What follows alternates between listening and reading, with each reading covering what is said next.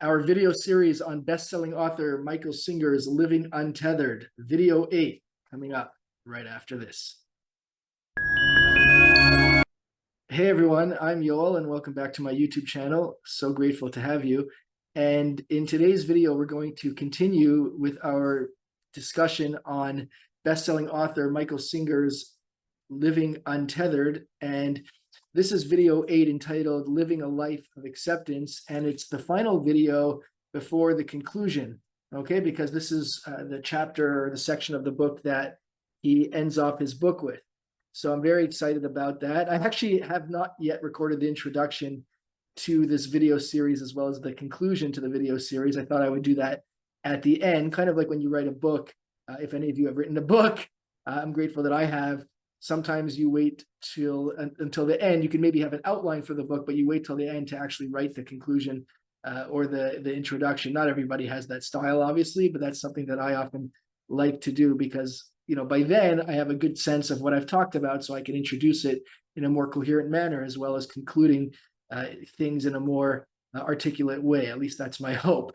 Okay, but this is video 8, and we're going to jump right in. Obviously, if you've missed the previous videos, you can go to my video library on my channel, and don't forget to subscribe. And then you can check out my videos starting from the first video. Maybe by the time you're watching this, the introduction and conclusion will be up, and this is all part of one playlist. Okay, now the first chapter within this section called Living a Life of Acceptance, the first chapter is called Dealing with Blocked Energies. Just as a reminder, I'm looking down because I've got my trusty notebook where I've taken notes on the book. And so forgive me if I do look down from time to, or not if, I definitely will be looking down from time to time. I do try to edit it out when I'm looking for too long, but I'm not exactly the master guru when it comes to editing. So forgive me if I do look down from time, or forgive me when I do look down from time to time. So dealing with blocked energies. So Singer says, we are all conscious inside. Pretty much everyone is aware that there are constantly changing energies within us that can be overwhelming. Now, to stay upright, people are either pushing their energies away or trying to release them through outer expression. They're essentially grabbing onto whatever they can so that they don't drown. That's the analogy Singer uses, right? Almost like somebody just kind of like waving his or her arms around, just trying to reach onto something to not drown. That's how overwhelming life can be. It often feels like we're drowning. And people are always grabbing onto something outside of themselves, right? If only I had a better fill in the blank, a different spouse, a partner, a different job, better car, a better house. If only I wasn't renting, if only I owned, yada, yada, yada. Okay, to use the Seinfeld expression, we can all fill in the blanks where we apply that in our own lives. Okay, we're always trying to reach for something outside of ourselves. But each time that thing goes away, so even if we are able to attain it, let's say we do get that new car, okay, does that cause inner contentment or happiness? Maybe for a short time, but it's not sustainable. And then what happens is we start drowning again, Singer says. So consider what happens when something happens that you don't want to happen, okay? Or something that happens that you're afraid, or let's say you're afraid that something will happen. You're clinging, okay? You're trying to build a place of solidity within your mind that you can hold on to. But this is all you're doing over here is distancing yourself from the core of your being, okay? Because you're causing that separation between your being and what's actually happening outside of you. Singer talks about the idea of midlife crisis, right? Halfway through your life, you realize it hasn't worked, okay? Not the spouse, not the kids, the career, whatever the case is, none of that has worked. You're still not okay inside. Singer says it's actually amazing that there aren't more people that go through midlife crisis, although I think my therapist would argue that everybody goes through a midlife crisis. I don't want to put words in his mouth, but in any case, that's what happens when people realize that things outside of themselves are not allowing them to be okay. That's not the remedy. They may be band-aid solutions, but it's not the remedy for being okay inside. And what Singer says is that the logical question becomes, why are you storing all of this stuff inside of you? It's like having a collection. Let's say you have a stamp collection, okay? I mean, who collects stamps these days? Maybe there are, but let's say you have a collection of stamps, right? So here, what you're doing is you're not collecting stamps, you're collecting bad experience inside of you, right? Bad experiences inside of you, and you're storing that inside of you. You're causing yourself to be unhappy because you're going outside of yourself and you're demanding that the world somehow make you happy. That car, that home, or that spouse, that relationship, that career, that's going to make me happy. You're demanding the world outside of you to make you happy. But that can't happen because inside you're making yourself unhappy. You see the conundrum we have? The blocked energies build up and need to release. So if you don't deal with them, they're going to release in one way or the other. For example, let's say you have a burst of anger or a fight.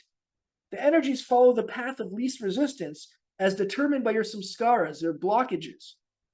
And then it becomes a habit. So you may be in the habit of frequently blowing up at people because you've got energies that are built up inside of you. And rather than working to surrender them as they were coming in, as we'll continue to talk about, we have talked about in the past videos, you're storing them inside, but they've got to release somehow. So what do? You get reactive and you blow up at people. And again, when I say you, I'm not pointing fingers. Singer Talks uses that terminology, but I mean all of us, obviously. I'm not pointing fingers at you. I'm not suggesting I'm any better than anybody who's watching this video. By the way, Singer says there is a positive to this in that it allows you to have compassion for others because you realize that the root cause of what's going on is inside of you, okay? And that means that just like these things happen for you, where you've got all these blockages inside of you leading up to some blow up, you can understand when somebody else blows up at you, for example. You can have greater compassion for it. That's not to say you should go around asking for that, but when it happens, you can say to yourself, I've done that before too. I know where that's coming from. That's coming from an inner blockage. Now, your choices are not limited, though, to expression or suppression, Singer says. There's a third choice, and that's where real spirituality, true spirituality comes in, and that's known as transmutation. Transmutation. And that's the end of this chapter, and the next chapter is called, aptly, Transmutation of Energy. So Singer says, instead of pushing the energy back down because you can't handle the experience, you can relax and release, as we talked about, so as to allow the blockage to come up and pass through you without that resistance. That's transmutation, i.e., using the rising energy as a positive force by allowing it to cleanse whatever was blocking it. There are blockages that are causing suffering, as we talked about, in the form of discomfort, anxiety, fears, etc. That discomfort causes us to seek distraction outside of us. And all that does is create more turmoil, as we've talked about. But the better way is to allow the energy to keep coming up, to keep flowing, and allow that energy to clear out those samskaras as you allow yourself to experience it fully. Keep doing this and you won't be able to relate to how you used to be. And again, without suggesting that I'm a guru in any way, shape, or form, but I can tell you from experience, oftentimes I'm better able to handle things and I can't even remember what I was like and how I would handle things in the past. Sometimes I can remember, but sometimes it's like, what would I have done if this was a year ago, for example? So what Singer is saying is really true. I can tell you from personal experience without suggesting I'm a guru, but from the limited experience that I've had doing my best to implement the teachings of Singer. So for example, he talks about relationships. Instead of making them about you and your blockages, they will become about being loving, caring, and serving others. Okay? Whereas they may have used to have been about control and getting what you want or need, now they're about love and how you can be of service to your partner. Always remember that the energy wants to rise up. If you simply let it, you will tap into your natural energies, the Shakti, as we called it, right? More and more. And it's beautiful. It's your natural state. The world, Singer says, would actually be at peace. We'd be in a much better place if everybody implemented this, because then nobody would feel this need to struggle outside, okay? Because they're not struggling inside anymore, okay? As we talked about, people blow up or react and do all sorts of things on the outside towards themselves, towards others, because they're not okay inside. Boy, would the world be a better place if we were all okay inside, right? A spiritual person views life and its experiences as allowing him to be better off for it, okay? It doesn't matter why it happened, just that it happened. Understanding the why is a crutch of the mind, Singer says. It's trying to fit something into a conceptual framework. But what's more important is not why something happened, it's how you handle the experience when it happens. That's reality. It's happening. It's happened. How do you handle it? Not why. You have free will. Use it to accept what's already happened. We talked about the past in the previous video, right?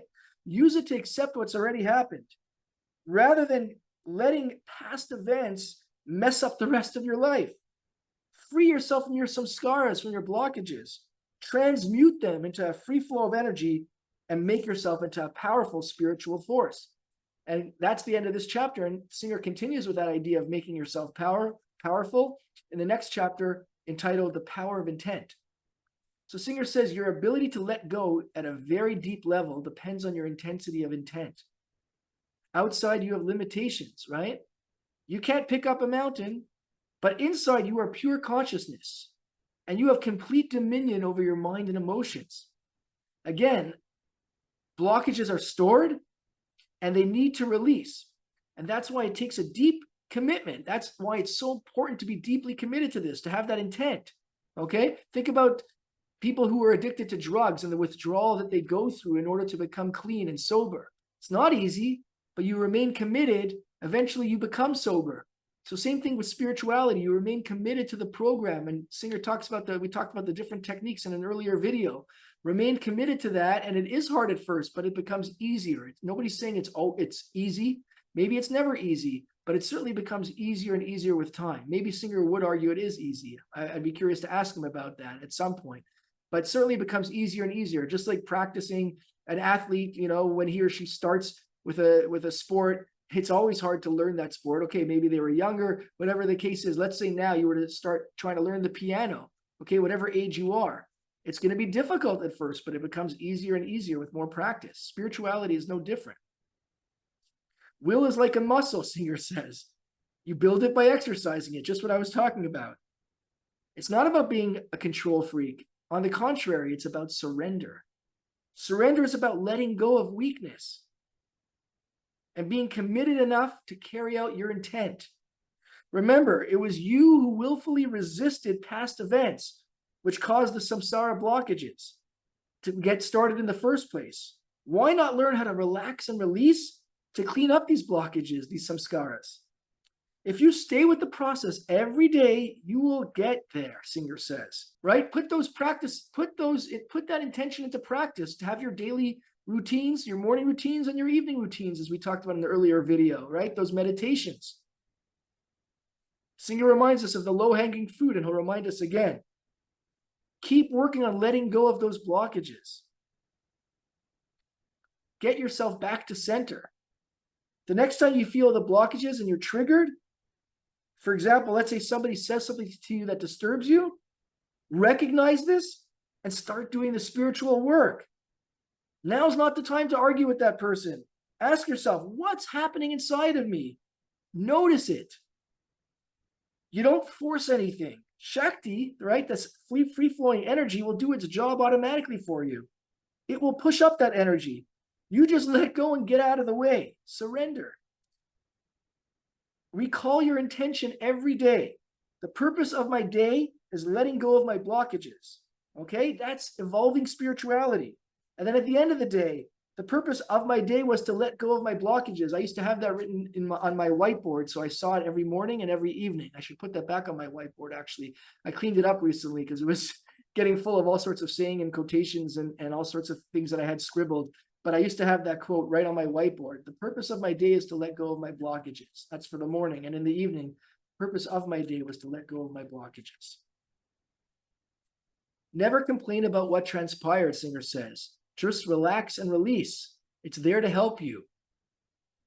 Do that with each interaction. Just keep letting go. And again, he reminds us, it's no different than quitting a habit, like smoking, for example. There's always going to be that magnetic pull. Notice its pull on you, and that it sometimes won't leave you alone. That's good. Keep on relaxing through it. Notice it. Someday, something is going to wake up inside of you, and you'll just know what we've been talking about, Singer says. You will notice the energy pull, and you will realize you have all the power you need.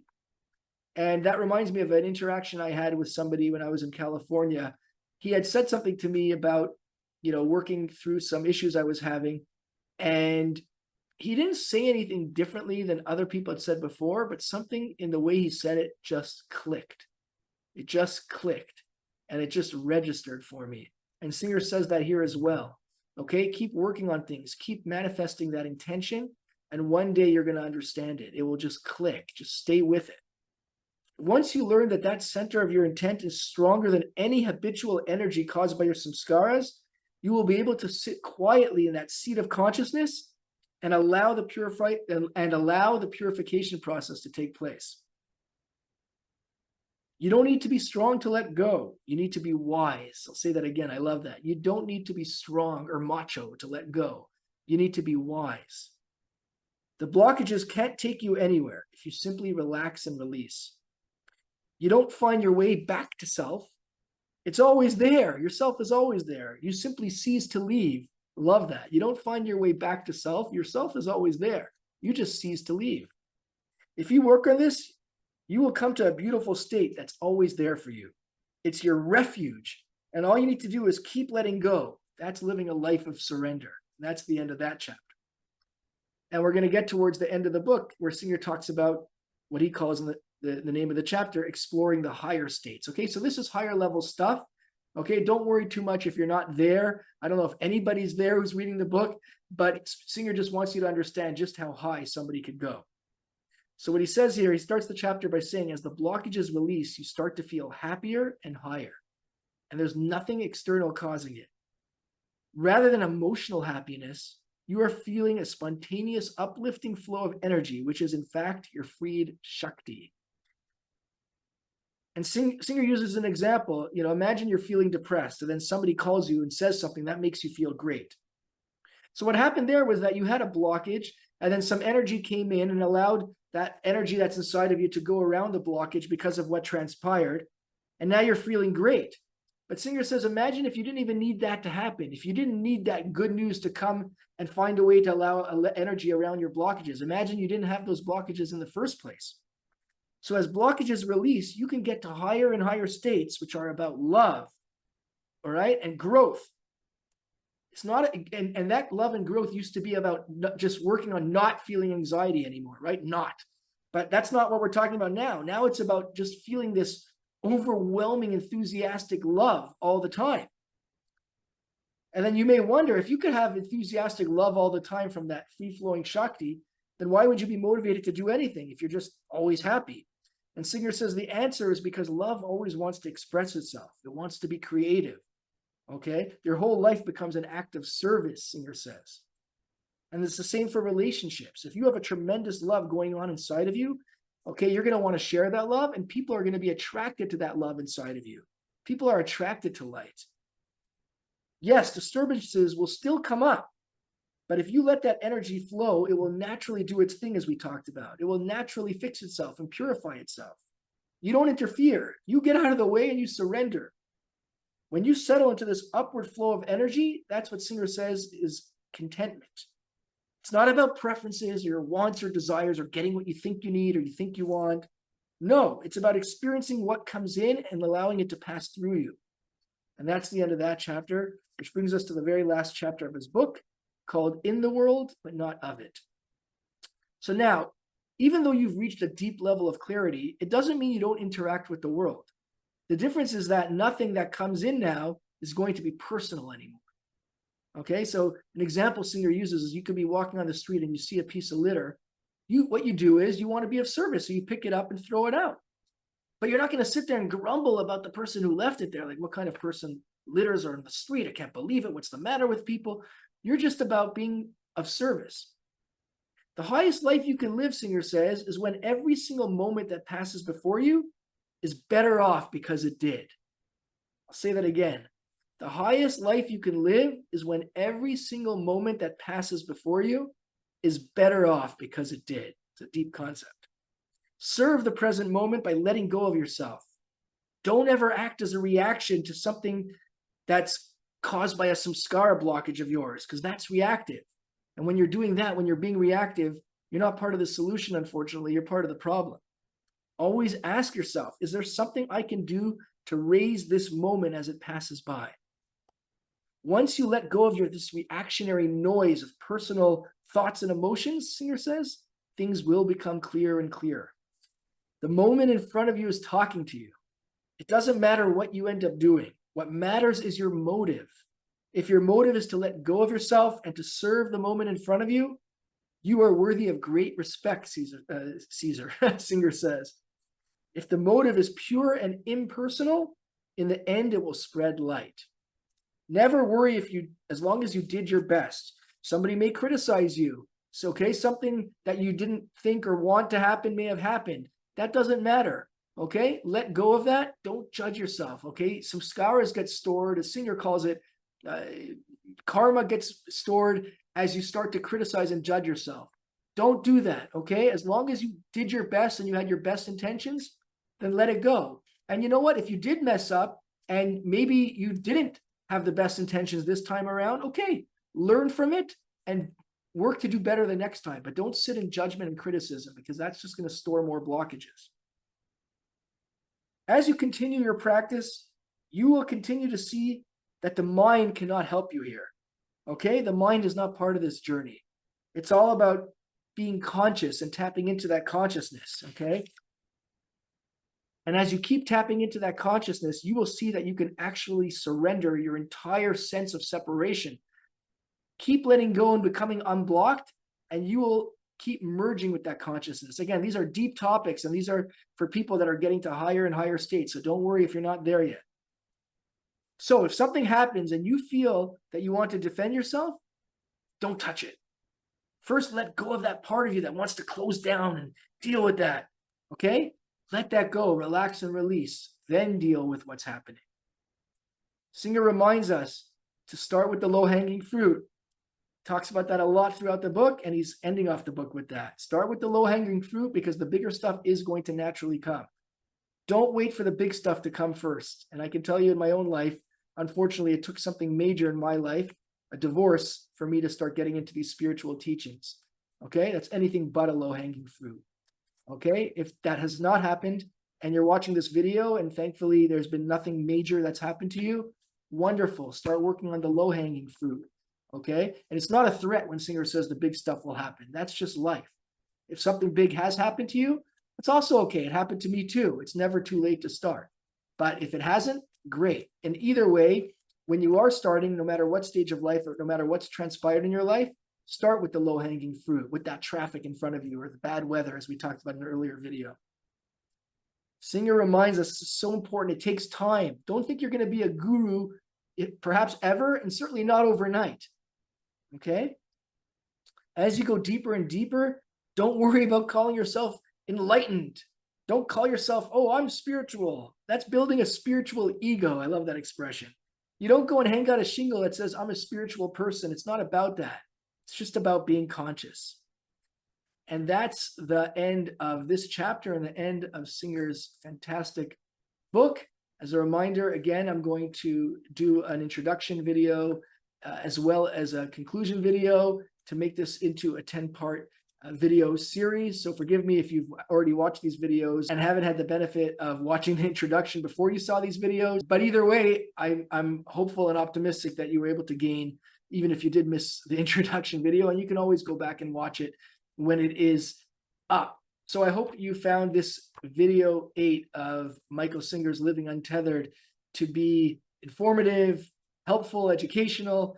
As always, leave your comments below if you have a question or feedback, whether positive or constructive criticism. All feedback is welcome. I'm very grateful that the feedback has been picking up. Some very kind viewers have left their thoughts. They've also one person had left me with some suggestions about videos on a different author and speaker. I'm going to look into that. And if you have somebody that you'd like me to do a video on, I'd be happy to do that. I understand that for a lot of you, Michael Singer's teachings are very difficult to grasp. For others, I've heard people say that the techniques are somewhat simplistic and they'd like to better understand what more they can do. Any sort of feedback you have, I definitely take it under consideration and I appreciate it. I'm also grateful that the subscribership, if that's a word, has continued to pick up. And for those who have subscribed, I am very grateful. If you have not yet subscribed, I'd be very grateful If you did, it definitely helps me do these videos, also helps you not miss a future video. And as always, I am grateful to you just for coming to the channel and for watching this video. And I definitely hope you learned something. And I look forward to continuing to do various video series on different authors and thought leaders. And your suggestions, again, are welcome on that. So until next time, thanks once again, and looking forward to seeing you at the next video. Hey everyone, hope you enjoyed that video. I've got plenty more in my videos library. If there's a topic you'd like me to discuss, feel free to leave that in the comments and I'll do my best to address it. If you can like the video, I'd be very grateful. As well, if you subscribed, you'd be helping me out. You'd also be helping yourself out to not miss a future video. Thanks so much. Have a great day.